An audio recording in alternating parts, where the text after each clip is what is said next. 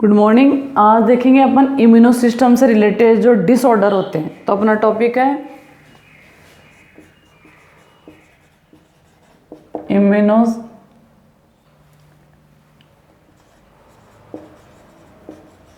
System disorder.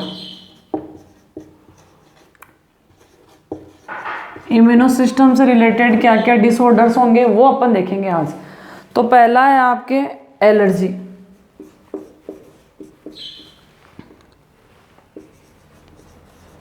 पहला तो हो गया एलर्जी, इसको हाइपर सेंसिटिविटी भी बोलते हैं। दूसरा हो गया आपका auto immuno disease.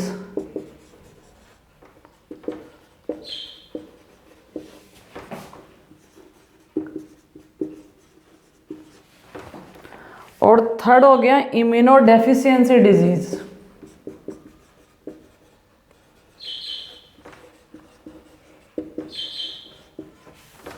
Immuno deficiency disease. तो अपन इन तीनों को अपन डिटेल, ये जो इम्यूनो सिस्टम होता है उसमें जो भी प्रॉब्लम होती है उससे रिलेटेड डिजीज है।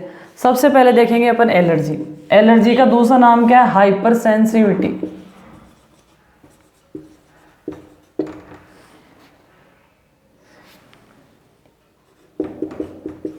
Hyper sensitivity.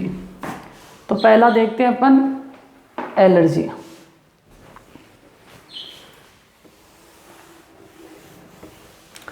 देखो एलर्जी का रीज़न क्या होगा? कोई पर्टिकुलर आपका एलर्जेंस, जो एलर्जी करता है उसको क्या बोलेंगे? Allergens. Allergens means allergy causing agent. Allergy causing या एलर्जी कॉजिंग एजेंट्स। जो एलर्जी करते हैं वो एलर्जी कॉजिंग एजेंट होंगे, उनको क्या बोलेंगे अपन? एलर्जेंस होते हैं। और इसमें क्या क्या हो सकते हैं? एलर्जन में किस किस को रख सकते हैं? एलर्जी हीट से हो सकती है आपकी, कोल्ड से हो सकती है, पोलन ग्रेन से हो सकती है, डस्ट से हो सकती है, डस्ट पार्टिकल।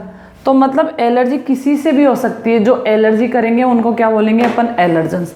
अब एलर्जी में होता क्या है? जो आपका रेस्पिरेटरी ट्रैक्ट होगा, मतलब नासल चैम्बर, ठीक है, इसके अलावा आपके ये वाला पोर्शन, ट्रेकिया वाला पोर्शन, ये इफेक्टेड होता है।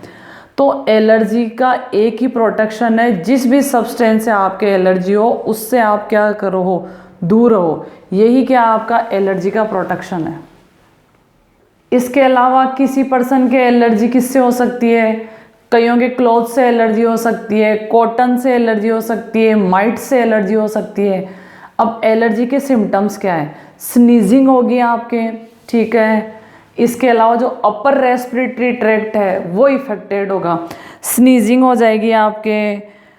इसके अलावा बॉडी पे रेसेस हो जाएंगे, ब्रीथिंग में डिफ़िकल्टी होगी। कईयों के तो एलर्जी में इतनी डिफ़िकल्टी होती है कि उनको कंटिन्यू मास्क, घर में भी मास्क लगा के रहना पड़ता है, या फिर वो जो इनहेलर होता है वो लेना पड़ता है। और अगर आपने एलर्जी का ट्रीटमेंट नहीं लिया तो वो धीरे धीरे अस्थमा में कन्वर्ट हो जाती है। एलर्जी का टेस्ट किया जाता है। एलर्जी के टेस्ट के अंदर क्या किया जाता है? जिस भी सब्सटेंस से एलर्जी है वो डिटेक्ट होकर निकलती है, और आप जो एलर्जी कोजेंट एजेंट है उनसे आपको दूर रहना, यही उसका क्या है? आपका बचाव है। इसके अलावा कई बार फीवर भी आ जाता है। जो एलर्जी वाला जो पर्सन है, अगर उसकी इंटेंसिटी इंक्रीज हो जाती है तो क्या हो जाता है? आपका फीवर भी आ जाता है। तो ये था आपका एलर्जी। ट्रीटमेंट वही है आपका, या तो इनहेलर लो आप, या जो एजेंट है उससे दूर रहो। इसके अलावा जो सीरोटोनिन होता है, जो मास्ट सेल होती है, WBC का एक टाइप होता है मास्ट सेल, वो सीरोटोनिन सिक्रेट करता है, जिससे आपके एलर्जी का प्रोटेक्शन होता है। तो इसके अलावा आपके कुछ मेडिसिन भी होती है जिनसे पर्सन को एलर्जी होती है। फिर अगला है आपका अस्थमा। जो लोअर पार्ट है रेस्पिरेटरी ट्रैक्ट का, वो अगर आपने एलर्जी का ट्रीटमेंट नहीं लिया है तो वो धीरे धीरे किस में कन्वर्ट हो जाएगा? आपके अस्थमा में कन्वर्ट हो जाएगा, ठीक है। अगला है auto immuno disease. Auto immuno disease का मतलब ये होगा जब ऑटो इम्यूनो डिजीज़ जो आपके इम्यूनो सिस्टम का एक डिसऑर्डर है, ऑटो इम्यूनो में क्या होगा, आपकी बॉडी के जो इंटरनल पार्ट है या जो बॉडी का जो इम्यूनो सिस्टम है उसकी कुछ सेल्स है, कुछ टिश्यू है, वो अबनॉर्मल कंडीशन में चले जाए। ऑटो इम्यूनो का मतलब होता है जो आपकी बॉडी के सेल्स है, टिश्यू है, वो अबनॉर्मल कंडीशन में चले जाए और वही क्या करे, आपके फाइट ना करके आपके डिजीज़ कोज कर दे, तो वो होता है ऑटो इम्यूनो डिसऑर्डर। और इसका सबसे बेस्ट एग्जाम्पल है अर्थराइटिस। जो अर्थराइटिस है वो क्या है, ऑटो इम्यूनो डिजीज़ का एक एग्जाम्पल है। इसके अलावा आपके डायबिटीज़ है, ये भी ऑटो इम्यूनो डिजीज़ का डिसऑर्डर है। अगला होता है इम्यूनो डेफिशिएंसी डिजीज़। मतलब जो इम्यूनो सिस्टम है उसकी जो बी सेल्स है, टी सेल है, लिम्फोसाइट सेल्स है, वो अगर आपके प्रॉपर फंक्शन नहीं कर रही है, जैसे अपन ने एक टॉपिक पढ़ेंगे मेंडलिज्म में, उसमें एक बीमारी होती है ADA। कौन सी बीमारी होती है, ADA। इसमें क्या होता है, एडिनोसिन डीएमिनेज जो एंजाइम होता है जो किडनी की फंक्शन में वर्क करता है, उसका क्या हो जाती है, डेफिशिएंसी। देखो डेफिशिएंसी का मतलब क्या होगा, कमी होना। तो जो ऑटो इम्यूनो डिजीज़ है उसमें कोई पर्टिकुलर एंजाइम, पर्टिकुलर एंटीबॉडी उसकी डेफिशिएंसी हो जाएगी और आपकी बॉडी उससे इफेक्टेड होगी, तो ये ऑटो इम्यूनो डिसऑर्डर है। तो ये था आपका इम्यूनो सिस्टम से रिलेटेड डिजीज़। एलर्जी हो जाएगी। इसके अलावा आपके दूसरा हो गया इम्यूनो डेफिशिएंसी डिजीज़ और तीसरा हो गया ऑटो इम्यूनो डिजीज़। ये 3 टाइप की डिजीज़ अपन इंक्लूड करते हैं। अब इतने टॉपिक में से क्वेश्चन क्या क्या बनते हैं, पहला बनता what is immunity, what is innate immunity, acquired immunity, antibiotic क्या होती है, ये सारे क्वेश्चन बनते हैं आपके। एलर्जी क्या है आपकी, प्राइमरी लिम्फोइड ऑर्गन कौन से है, सेकेंडरी लिम्फोइड ऑर्गन कौन से है, इंटरफेरॉन्स क्या होंगे, ये सारे क्वेश्चन बनते हैं। जैसे आपके ये हो गया, एक तो हो गया आपका क्वेश्चन एलर्जी क्या है, सेकेंडरी लिम्फोइड ऑर्गन कौन से है, प्राइमरी लिम्फोइड ऑर्गन कौन से है। एक है आपका अच्छा क्वेश्चन है give the example of auto immuno disease, तो इसका एग्जाम्पल है rheumatoid arthritis. Rheumatoid arthritis auto immuno disease का क्या आपका एक एग्जाम्पल है।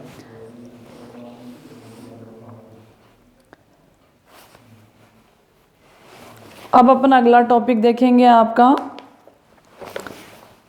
वैक्सीनेशन। अगला टॉपिक देखेंगे अपन वैक्सीनेशन। अब देखो वैक्सीनेशन को समझो आप। वैक्सीनेशन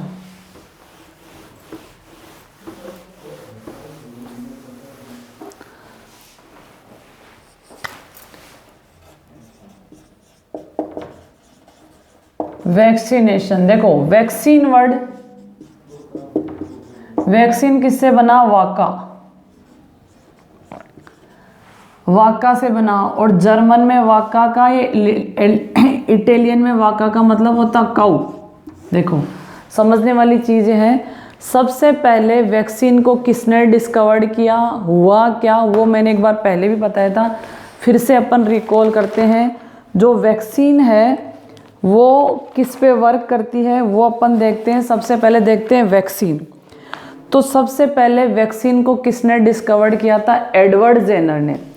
साइंटिस्ट है कौन सा आपका, वैक्सीन वर्ड किसने किया था, एडवर्ड जेनर ने। वन वर्ड का क्वेश्चन बनता है आपके, एडवर्ड जेनर ने। स्पेलिंग का ध्यान रखना। एडवर्ड जेनर ने सबसे पहले वैक्सीन का वर्ड का यूज़ किया और किसके अपोजिट किया, cow pox and small pox, cow pox and small pox, इसके अपोजिट इन्होंने क्या किया। तो जो एडवर्ड जेनर थे उन्होंने देखा कि उस टाइम में क्या हुआ, 1976 के करीबन की बात है। तो उस टाइम जो स्मॉल पॉक्स है पूरे एरिया में स्प्रेड हो रखी थी, सबके स्मॉल पॉक्स हो रही थी।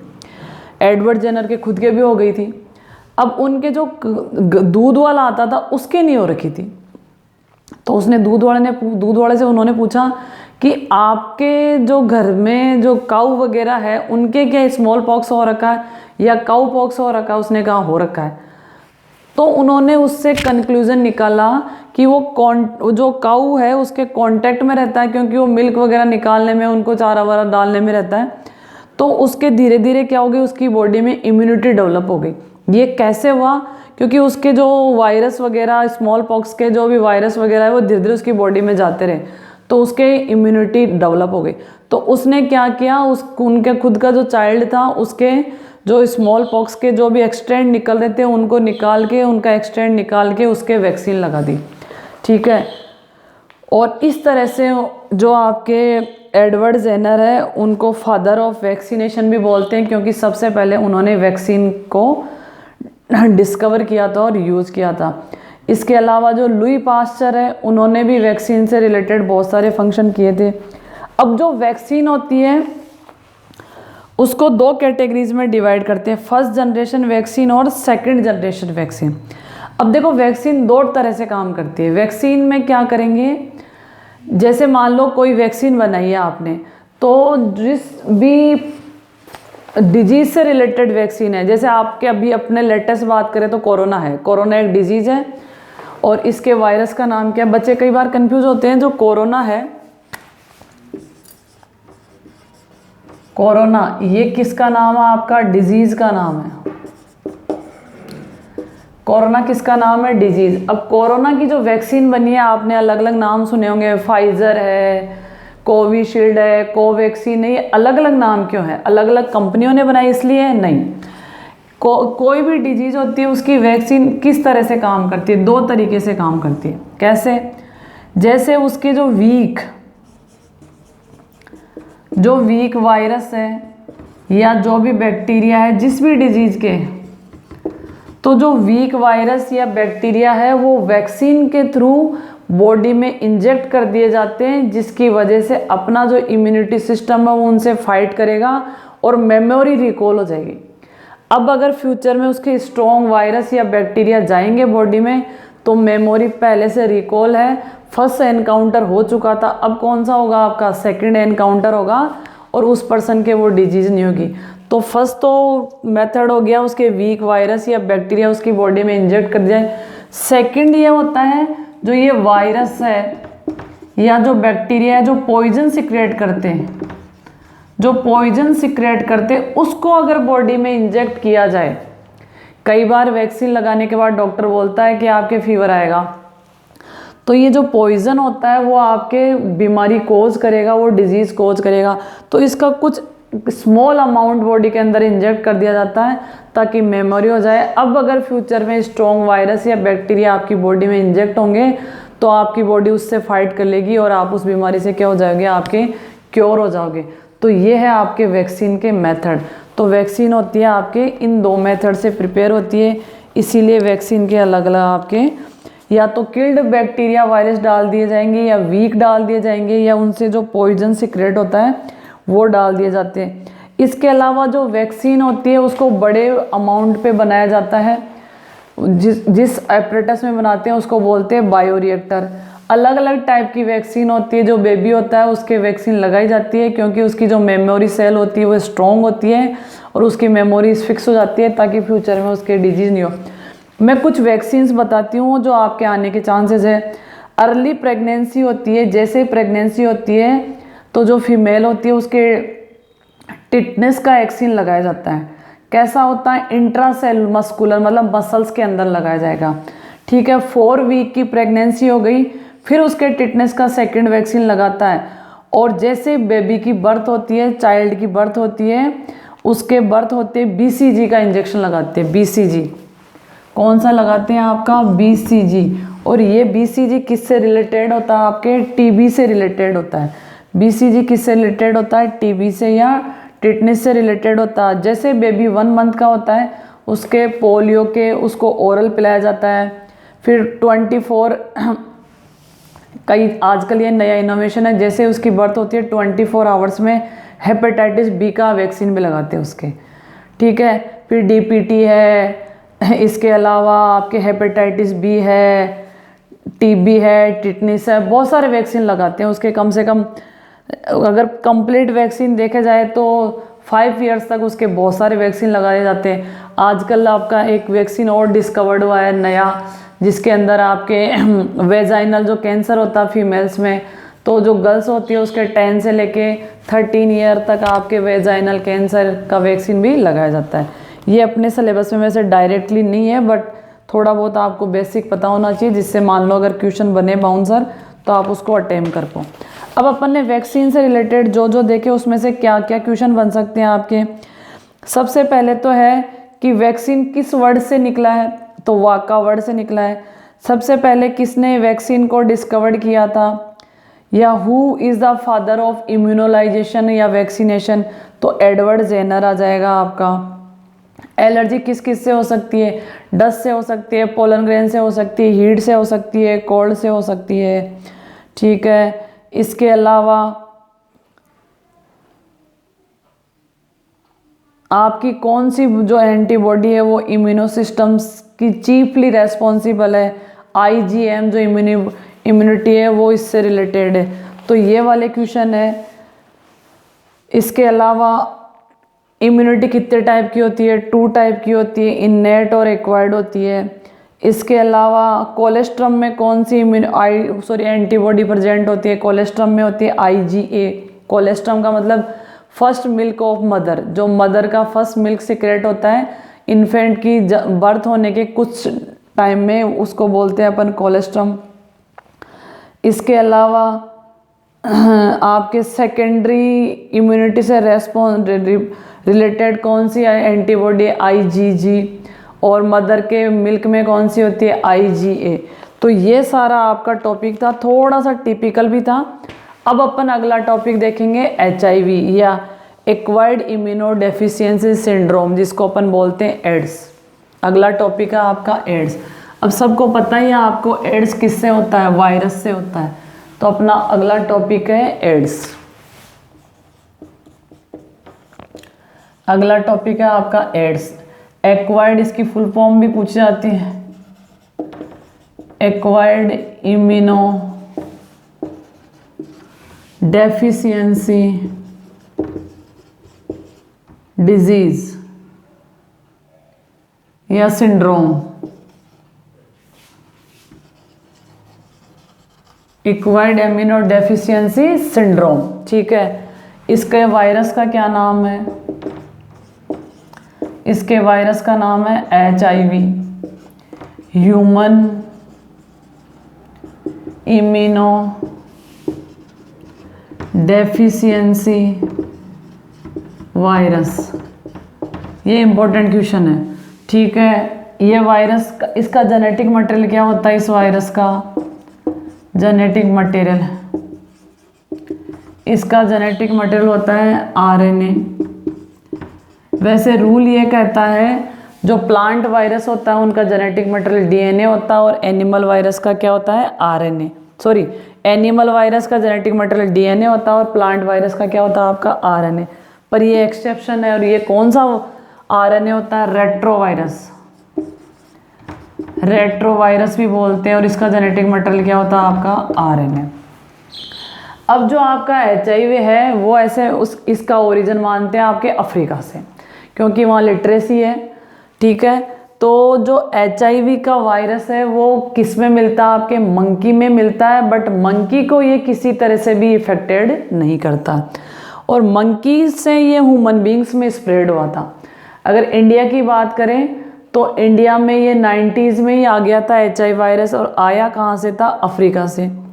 अगर राजस्थान की बात करें तो राजस्थान में इसको नोटिस किया था आपके पुष्कर से, क्योंकि वहाँ फॉरेनर्स आते हैं, तो पुष्कर से राजस्थान में इसको नोटिस किया था। अजमेर डिस्ट्रिक्ट बोल सकते हैं अपन। इसके अलावा जो एचआईवी है वो क्या करता है, एक वर्ड है सिंड्रोम। सिंड्रोम का मतलब होता है group of symptoms, group of symptoms. मतलब अगर कोई एचआईवी का पेशेंट है, उसके एक सिम्टम ना हो के बहुत सारे सिम्टम्स होंगे, जिसकी वजह से वो आइडेंटिफाई नहीं कर पाओगे आप कई टाइम तक। जहाँ जहाँ सिंड्रोम का वर्ड यूज आता है मतलब ग्रुप्स ऑफ सिम्टम्स है। तो HI में बहुत सारे सिम्टम होंगे, जैसे उसका वेट लूज हो जाएगा, उसकी इम्यूनिटी वीक होगी, बार बार उसके जुकाम हो जाएगा, लूज मोशन हो जाएगा। तो एक नॉर्मल पर्सन है उसके जो भी ये कॉमन डिजीज होती है वो 3 से 4 दिन में ठीक हो जाती है, उसके लंबे टाइम तक चले रहेगी, 10 से लेके 15 डेज तक चल सकती है। इसके अलावा जो HIV है उसका पर्सन अपनी तरह ही दिखेगा, उसमें कोई अलग से ऐसे है नहीं कि वो एक स्पेशल है। इसके अलावा जो HIV होती है उसका टेस्ट किया जाता है कई बार, तो अगर आपकी इम्यूनिटी ठीक है तो 10 से लेके 15 ईयर तक पता भी नहीं चलता कि वो पेशेंट HIV है। जैसे HIV पेशेंट का पता चलता है, इसकी जो आइडेंटिटी होती है वो बताई नहीं जाती, क्योंकि जो सोसाइटी है उसको एक अलग तरीके से ट्रीट करती है। तो जो HIV है वो कैसे स्प्रेड होता है, इसके 2-3 मैकेनिज्म है। एक तो फिजिकल कॉन्टैक्ट से, सेक्सुअल रिलेशन से HIV स्प्रेड होता है, ठीक है। इसके अलावा जो HIV है अगर आपने ब्लड ट्रांसफ्यूज किया है उससे आपके स्प्रेड हो सकता है, या जो प्रेग्नेंट मदर है उससे उसके चाइल्ड के हो सकता है। ये 3 ही मैकेनिज्म है जिसकी वजह से HIV स्प्रेड होता है। इसके अलावा HIV पेशेंट के साथ रहो, उसके साथ खाओ रहो सो, उससे HIV स्प्रेड नहीं होता। ओनली 3 मेथड है, सेक्सुअल कॉन्टैक्ट से होगा, प्रेग्नेंट लेडी से उसके चाइल्ड के होगा, और अगर आपने ब्लड ट्रांसफ्यूजन करवाया तो उससे HIV स्प्रेड हो सकता है। अब अपन पढ़ेंगे HIV वायरस को डिटेल से, जो अपन नेक्स्ट टॉपिक में पढ़ेंगे।